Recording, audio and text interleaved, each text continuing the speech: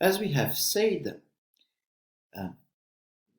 we have among the different possible trees that are constructed on the bootstrap samples, maybe we have predictions that are very correlated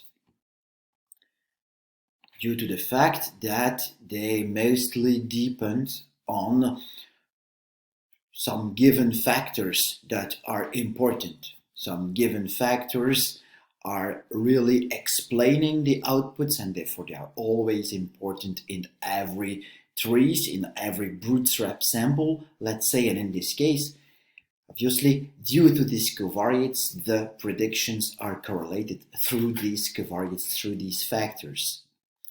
That leads to, in the variance of a sum, that leads to covariance terms that are positive, and therefore mathematically we can see as well that the variance of the average of the predicted values, the variance of the average of the predictions won't necessarily decrease enough due to this dependency problem. The initial objective was to decrease the variance of the prediction given by a decision tree. Therefore, the bagging was used in order to construct bootstrap samples, and therefore saying, okay, we are going to construct an average. The objective is to decrease the variance of a prediction of a tree.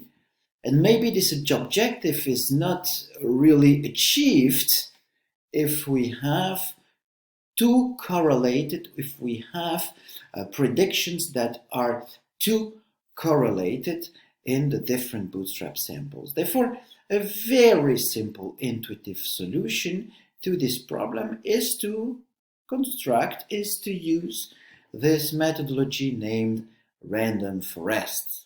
In this random forest, what are we going to do?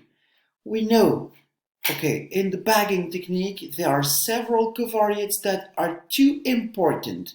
Therefore, they appear at a very high level in the tree. That means that they are used as splitting variables at a very high level, maybe at the top of the tree. Thus, we would like they are not chosen as splitting variable at a so high level of the tree. A very simple and intuitive solution is then to use random forest, and the principle is here. It is written at each step of the tree building process, a random sample of M predictors is chosen as split candidates from the null set of P predictors.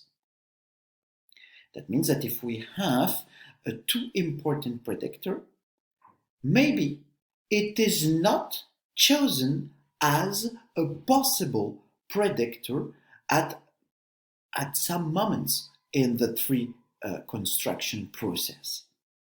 Therefore, it's possible to say, okay, now at each step of the algorithm, I'm going to say no, I'm not going to choose the most important variable in a tree in terms of decrease of the error as we see in the classical techniques for regression trees. No, in the construction of each tree, in the bagging procedure, we are going to choose a subset of M predictors. We are going to pick up M predictors as split candidates. They can be splitting variables, but only M variables can be splitting variables at each step of the tree. Each step we divide the space.